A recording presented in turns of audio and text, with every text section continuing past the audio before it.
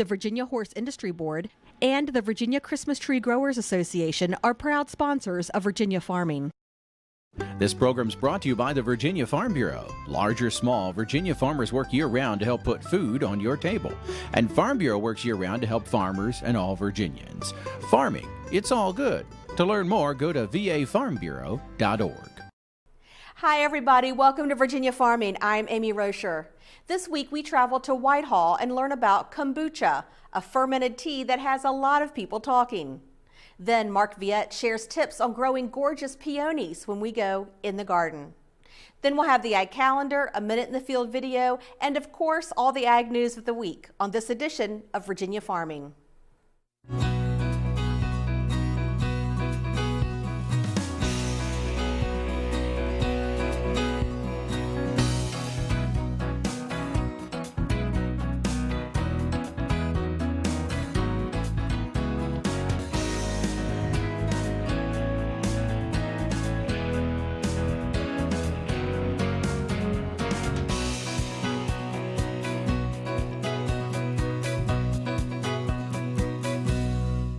The USDA has announced that over half of the nation's dairy farms have enrolled in the Margin Protection Program. This voluntary program is a safety net type of program that provides financial assistance to participating farmers when the margin, or the difference between the price of milk and feed cost, falls below the coverage level selected by the farmer. Dairy producers interested in enrolling in the Margin Protection Program for 2016 can register between July 1st and September 30th of this year. Well, today we spend some time looking at Virginia's oyster industry. This year's harvest is looking good thanks to new growers. Dave Miller has the story.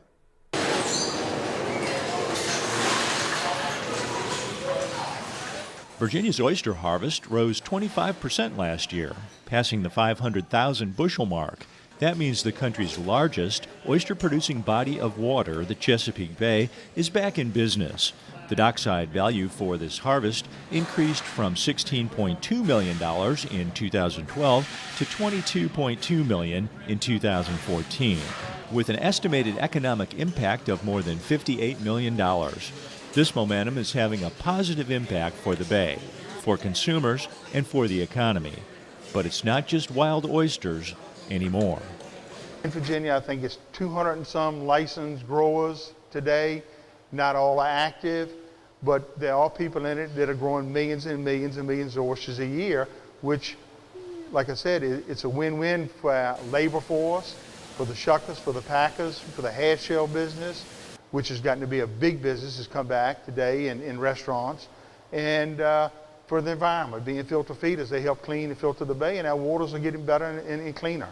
There's oysters available year-round that are good, they're fat. It's just not the ones with the R in it, the old myth and saying. We've got better inspection programs today, and the rules and regulations, and the way it's monitored, time and temperature control, they are safe to eat in the summertime also. So continue to look and use and eat Virginia oysters year-round. Virginia's oyster harvest is a combination of oysters caught in the wild on public and private oyster grounds and those grown in cages, bags, and floats by aquaculture. According to A.J. Erskine, it's about a 50-50 mix, with both types equally important. The wild harvest is extremely important. The watermen, the shucker packers, the natural strike that happens in, for example, the Great Wacomico or the James River, a lot of seed is moved out of that river. Those are very important programs, and they need to continue. However, the complementary program is aquaculture and the development of hatcheries, and where we put single seed oysters in cages, for example, or we strike oysters larvae from our hatcheries on shells and recycle those shells with what we call spat-on shell, juvenile oysters struck on those shells out in the bay and these tributaries. So all of those combinations provide a multi-pronged approach to a recovery or a healthier oyster industry. After years of higher expenses and lower harvest, the number of Virginia watermen is down. But the return of the oyster has offered current watermen a viable option and new watermen a way to enter the seafood trade.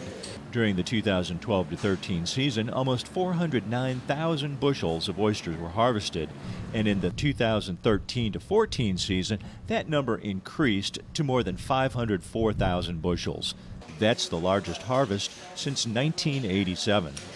A lot of the watermen have diversified and gone into growing oysters, and some of your oyster producers and packers have gotten into it who had their own private grounds that did single or spat on shell. They've gotten into it because of that one factor of disease and predators. And this is a way to protect that crop and know that they have something for the future to harvest. And they grow fast. In a year and a half, 2 years, they have an oyster that's ready for the marketplace, to whereas a natural wild strike oyster generally takes 3 years. Market size is approximately 3 inches for oysters in the shell. The workers at shucking houses arrive as early as 1 o'clock in the morning and are often done packing by mid-morning, with their product packaged and ready to be shipped. The shuckers grade the meats and place them in separate stainless steel buckets. The shucked oysters are designated by size according to numbers per gallon. We can't mechanize shucking oysters because the irregularity of the shape of the oyster, you can't put it down a belt and have a knife go in it and cut it. It has to be done by hand. But the flip side of that is that there's a lot of care taken with the product.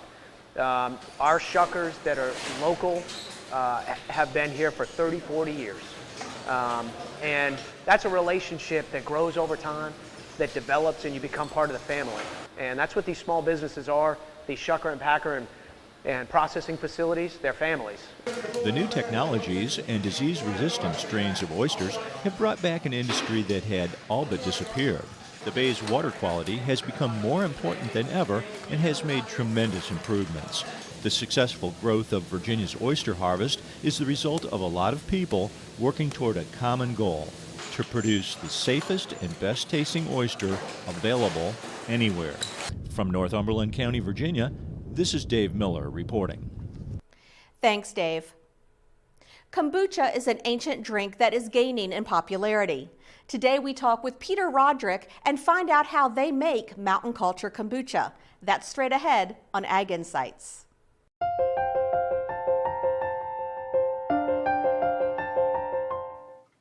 Today we're in Whitehall, Virginia, and we're visiting Mountain Culture Kombucha, and I'm joined by owner Peter Roderick. Peter, thank you so much for having us out today. Thank you, Amy, for coming. So explain to me a little bit, what is kombucha? So kombucha is, the short answer is that it's a fermented tea. Really what it is, it's a very similar process to making beer. However, instead of alcohol being the end result, it's probiotics. So we start with green tea. You could use green, black, oolong tea, any kind of actual tea leaves. And then we use organic evaporated cane juice for our fermentable sugar. So what we do is we brew a tea as if, just like you were brewing a cup of tea at home, only a lot bigger. And then we add our sugar to it. And then what we do is we add our live culture of kombucha into these tanks where we do our main fermenting here. And then they're fermented out. And from there we pump them up the hill into the trailer where you saw earlier with the bright tanks. So that's where we add flavors and make them cold.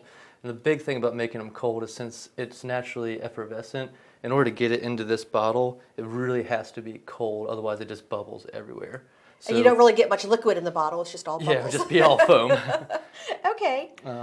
So that's basically what kombucha is fermented tea that results in a lot of probiotics. And it also, you get organic acids. That's kind of where the tart taste comes from. So Okay. that's all part of it. So how did you come to the decision where, okay, you know what, we're going to start brewing kombucha? How did that all come about? Well, I guess it probably really all started over a decade ago. My mom, when I was probably about 11, handed me a bottle of kombucha and said, "You're drinking this whether or not you like it, and just because it's good for you." So, I definitely remember the first sip was like, wow, that's weird. Do I like that? And, fast forward a few years later, and I was, out on my own and drinking it all the time and just trying all the different brands I could find. There weren't that many back then. And eventually just started, I got so into drinking it, enjoying it, and the way it made me feel that I wanted to make it myself. And finally found someone that had a culture that I could get my hands on to actually start producing it. And took about 6 to 8 months of trial and error, and mostly error, to finally start getting something that I wanted to drink. And then that sort of turned into just making it for myself for a long time. And eventually, I would share it with friends and family, and they'd ask if they could, take some bottles home or something. And so that sort of snowballed into doing 10 and 20 gallon batches on a really small scale, sort of delivering them to a few people, pretty much like the milkman used to be, where I had returnable bottles and people would pay like on a monthly basis. And then that sort of just snowballed to the point where me and Kelsey were sitting down one day and we were just like, we should probably turn this into a real business, or at least try. Okay, and Kelsey's your partner. Yep. And when did you guys start Mountain Culture?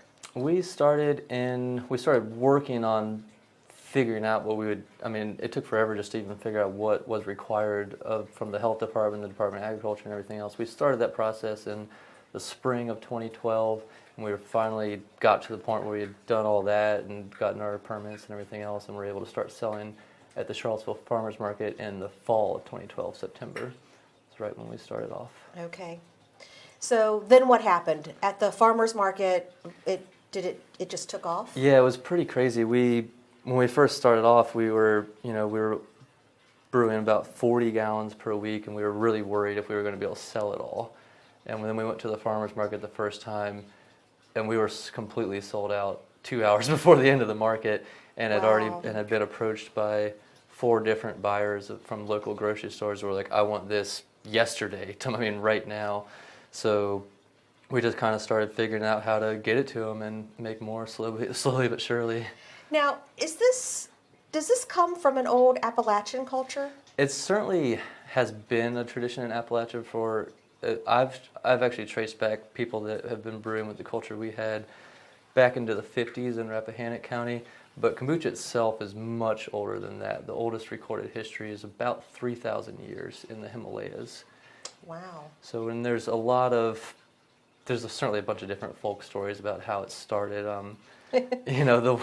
The one that... Well, over 3,000 years, you can imagine how that story grows. Yeah. So there's ones where some emperor was sick, and then this doctor brought him this weird fermented tea, and the doctor's name was Kombu, and cha is the name for tea. That's one story. There's also the one where, the warriors went out on the hunt or whatever, and their wives at home had made tea, and they were gone longer than they thought, and the tea set out for longer and then turned into something else. And so. Okay. But no one really knows. But you're making it today, and it sounds like you're very prolific with this company. Yeah, we went from starting with just the Charlottesville Farmers Market, ended up in 4 retail stores the very next week, and now just over 2 years later, we're in 60 locations throughout Virginia, including Whole Foods and up in D.C. and Virginia Beach and Richmond and stuff. Wow. Now, kombucha is supposed to have some really good health benefits. Yeah. What are some of those that it's known for? Yeah, kombucha has been known for, if you look it up on the internet, there's literally a staggering array of things from digestion to liver cleansing to hair to skin qualities. For me personally, I just notice I feel better when I drink it more often.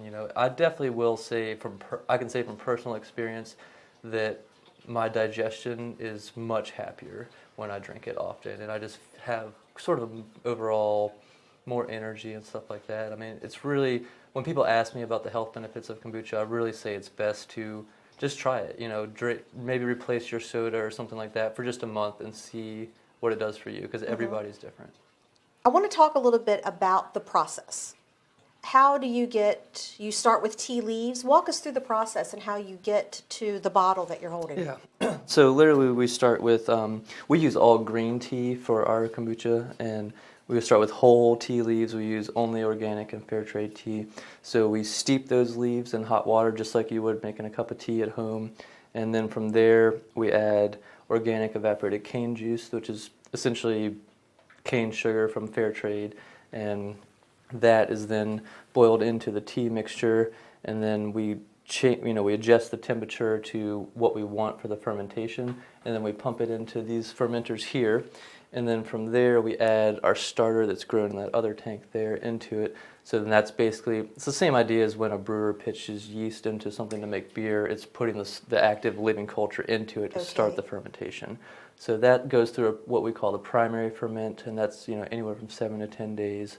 And from there, it's put into the bright tanks up in the walk-in, up in the driveway.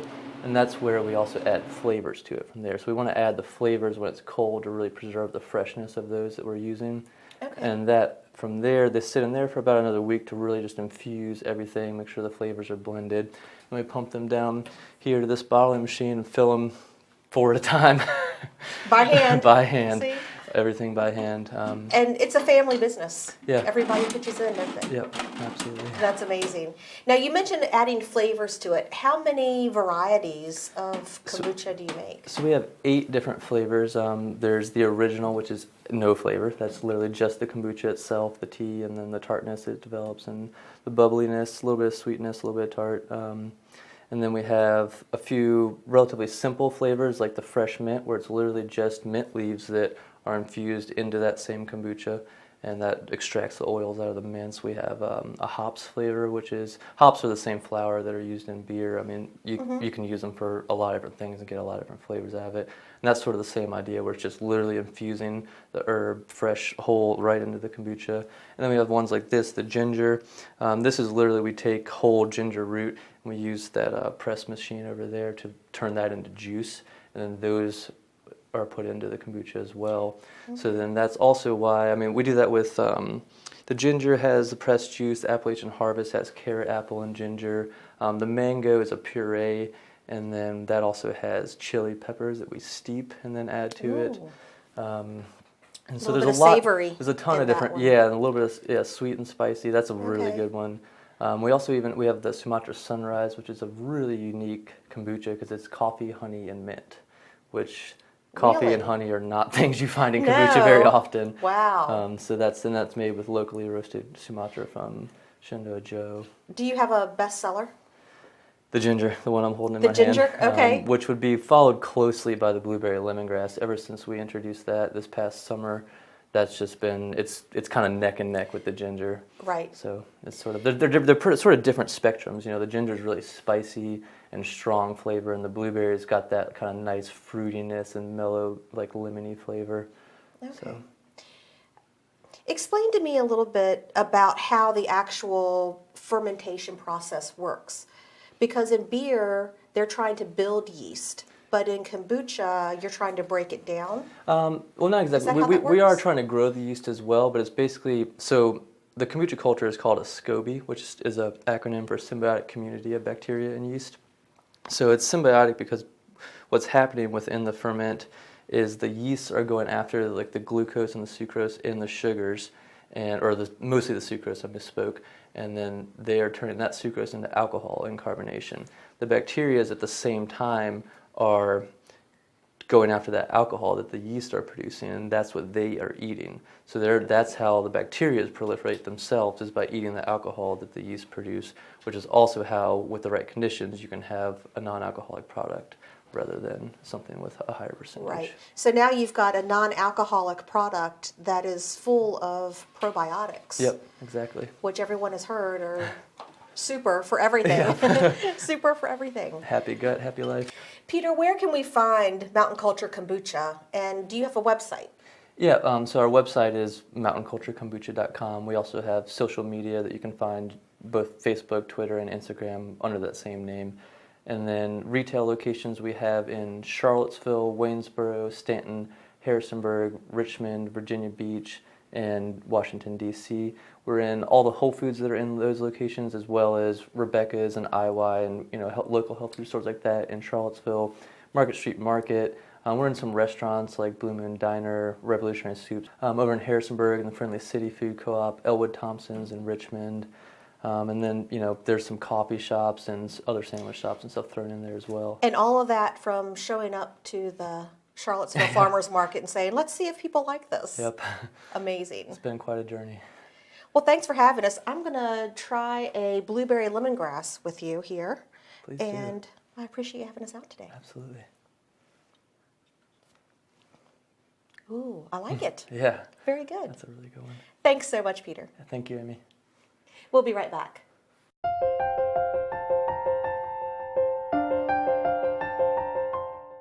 Peonies are one of the most fragrant flowers of spring. Mark Viette has tips on growing those gorgeous flowers to their maximum potential. Let's go in the garden. Peonies love full sun. The leading reason peonies don't bloom for people is they plant them in full sun, and then they plant a couple trees. A few years later, the trees are completely shading peonies. At least give peonies all afternoon day sun from like 12 o'clock in the afternoon through evening. That'll help them bloom better for you. If they don't get enough sun, in addition to not blooming well, they'll flop and fall over in the garden, especially the ones that are double like this. One of my favorite peonies is Gay Paris. It's an anemone type, not fully double like this, so Gay Paris, even in the heavy rains, doesn't fall over. I hate staking plants. It's a lot of waste of time, I think, unless it's a very cherished plant that you have. Peonies have been grown in the U.S. since 1757, so I consider them an heirloom plant or an old-fashioned plant. They'll live for 100, 150 years. Really don't need to do anything. Just cut them down to the ground every fall, probably in August or September. I just trim them right to the ground. Now this is the garden or herbaceous peony. You would also do this with the Ito peonies, which I'll show you, a beautiful yellow one, in just a minute. And the only other thing you might want to do is use them as a cut flower. As a cut flower, you're going to want to find them in bud, where the flowers are just opening. You want to be sure you do not get flowers that are fully open and the petals are just ready to fall out like this. You want to get them when they're smaller. You can cut them in bud and even put them in the refrigerator and keep them for a month later in bloom. The other thing you might want to do is sometimes people leave the little side buds, or before they get to the size of a dime, you can go in and disbud the side buds. But again, you want to make sure when you do that they're smaller and younger than what you're looking at here. There are some peonies here which really haven't even come into bloom yet. Great garden plant. Plant them 3 feet apart from one another. As you see here, they get this big.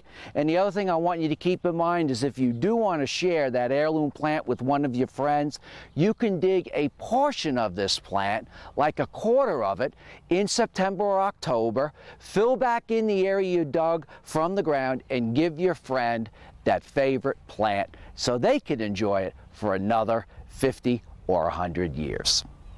When we first planted this garden, it was full sun. Now it's a lot shadier, and if you look at this peony here, very few flowers, and it's just stretching for the sun, which it cannot find. So peonies really do like that full all-day sun to flower well. Tree peonies are really beautiful, almost crepe paper-like flowers. This is a plant you do not cut back. You can cut off the old flowers, but if you cut any further down this stem, you'll either kill the plant or it will never flower for you in the future. I enjoy growing new plants, and one of the things that really has been great in the garden is a hybrid between the garden peony and the tree peony, which are called Ito peonies. And look at the beautiful yellow flower that we have here. Remember, peonies are long-lived, they're fun. Everyone should have them in the garden. I'm Mark Viette. Join me next time in the garden. Taking a look at the ag calendar, the Virginia Horse Festival will be held March 27th through the 29th at the Meadow Event Park in Caroline County. The new regional event will have clinics, demonstrations, the statewide 4-H Equismarts competition, and Western wear vendors. Thanks so much for watching and have a great week. I'm Amy Rocher for Virginia Farming.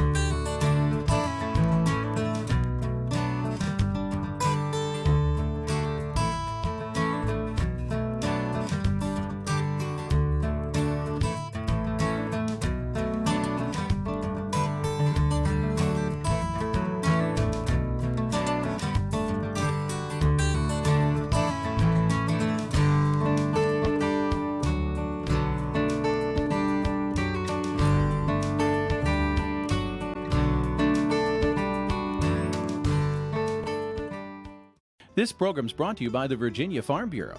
From apples to zucchini, Virginia farmers work hard to put food on your table. And Farm Bureau works year-round to help farmers and all Virginians. Farming, it's all good. To learn more, go to vafarmbureau.org.